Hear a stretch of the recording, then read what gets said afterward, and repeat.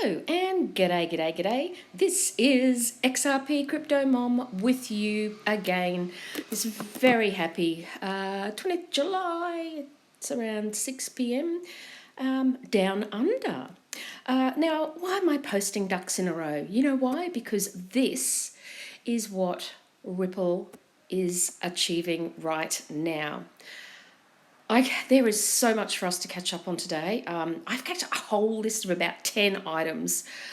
So I hope that you've got some time to sit and listen and hear everything. I'm trying to put the story together for you like a movie. And I really believe the greater powers that be and Ripple have got all their ducks in a row for what's coming.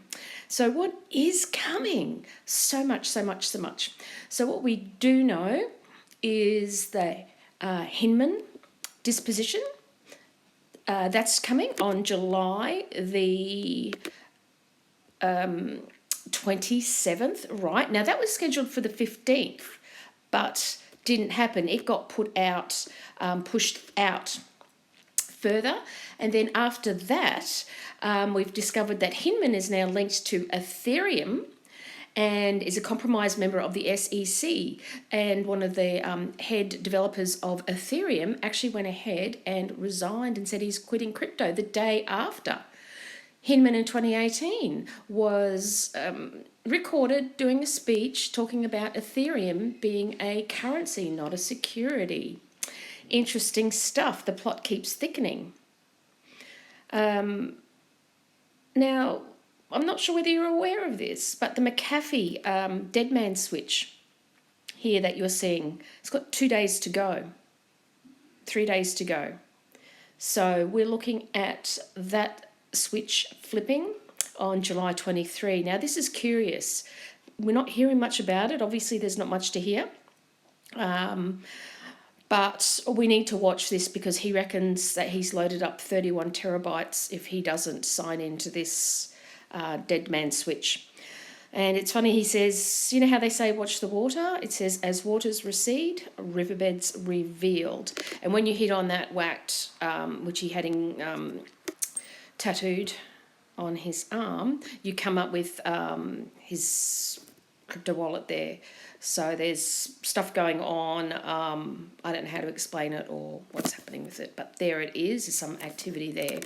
So then we're just going to move on to another point, which was really exciting today, where the SEC actually has admitted to bringing a lawsuit to Ripple before the SEC has agreed on their regulations. So this has come from Hester Pierce and Elad Roisman. Came out on July 14th.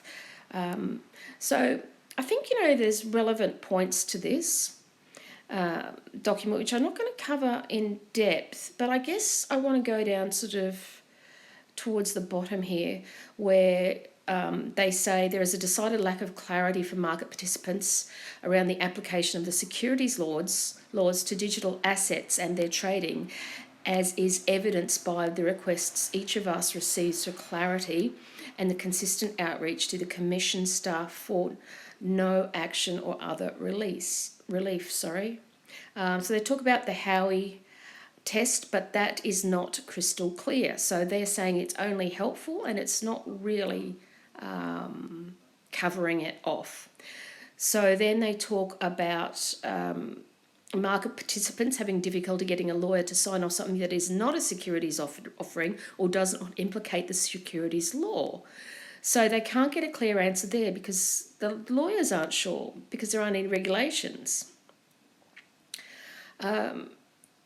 So they're saying the Commission has to engage more. So they're saying that the litigated and settled Commission enforcement actions have become the go-to source of guidance. And people can study the specifics of token offerings that become the subject of enforcement actions. So say XRP, and take clues from particular cases. So maybe something that happened with Bitcoin or some other coin. But it doesn't necessarily produce clear answers because she's saying you're looking at historical decisions made based on clues and speculation rather than regulation.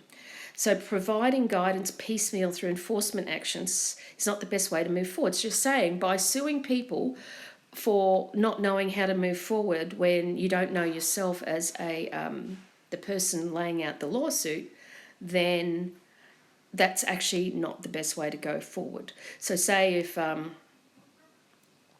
you wanted to sue McDonald's for giving you Hungry Jacks, they're burgers, but they're not the same burgers. Okay, so she's saying the order therefore provides no useful information to market participants either about which or how many of the 2,500 listed token offerings the Commission has determined to be securities offerings, or about reasoning underlying those determinations. So that's dead right. Their own lawyers are saying that the Commission has given no guidance whatsoever. So they're saying it's the Commission's responsibility, really do need to be providing answers before they start suing people.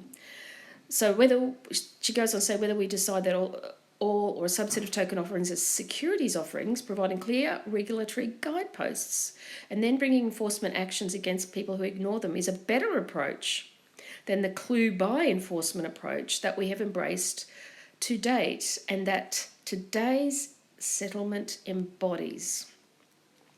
So she says, in short, we know folks have questions and confusion persists in the marketplace. It is important that we start providing clear and timely answers.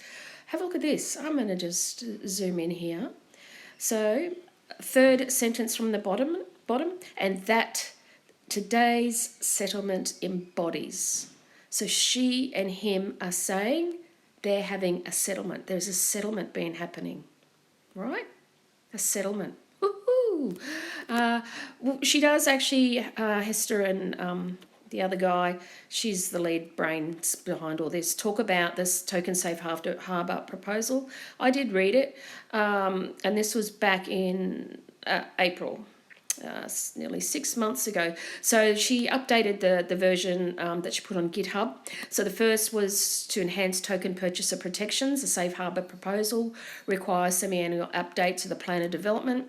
Second, about the lack of clarity. What happens at the end? There's a 3-year grace period that she started, which is safe harbour, and includes an exit report requirement. So it's protecting the investor, really. And third, the exit report requirement provides guidance on what outside counsel's analysis should address when explaining why the network is decentralised. So she's saying guidance is not a bright line test, but rather attempts to strike a balance. So she's really pro working with the crypto markets. She's really pro doing the right thing. Now, I'm really loving that about her. So, and you know, the other thing too, I want to just highlight too, closing off tonight, is just quickly looking at Ripple. And we go to ripple.com now. Just remember, zoom out for a minute. Now look at what Ripple are doing in the meantime. I believe they're working with Elon and their Starlink business, which is all of Elon's satellites that are around the actual globe up in the sky. And we're going to be connecting to that, I reckon, pretty soon. And essentially, so many businesses and banks, global banks and businesses, are going to be engaging with Ripple to move money instantly, very cheaply around the world. Now, like I've told you before, if I've wanted to send, say, $1,000 from Australia to America in the past and presently, then I would potentially be up to maybe $70 in fees on top of that. So it's stupid money to send it, right? So we've got RippleNet's on-demand liquidity service. It's the only way to go forward, and all the forward-growing businesses are going with it. Google, Amazon, Bank of America, just to name a few that everybody knows are big. And if they're using it, everybody else is going to roll with the punches. The other thing that I wanted to lastly mention is that Flare Network is going to launch in a few days, because they promised before the end of July. So it's July 20, got 10 more days. It's going to happen. Now, can't you see now how all the ducks are in the row? Hinman, July 27. I don't think that's going to happen. I think the settlement has already happened. They're going to announce it between now and the 27th. So Hinman does not have to be disposed. Deposed for a large number of reasons. We've got McAfee's Deadman switch flipping in 3 days. So then we've got the SEC admitting that they've done the wrong thing and that they're having a settlement. Exchanges right now, today, are ready to relist XRP by the end of the month. World banks and businesses are all ready to use it. The Flare launch is ready to go. I bet you between the 23rd, the 28th, Flare will launch. It's all been a movie, and guess what the great thing is? They're going to flip this overnight, and this is not financial advice. I'm not a financial advisor. This is entertainment only, but I think that we're going to do fantastically well with XRP. There we go. That's my story. I'm sticking with it. Have an awesome night. See ya.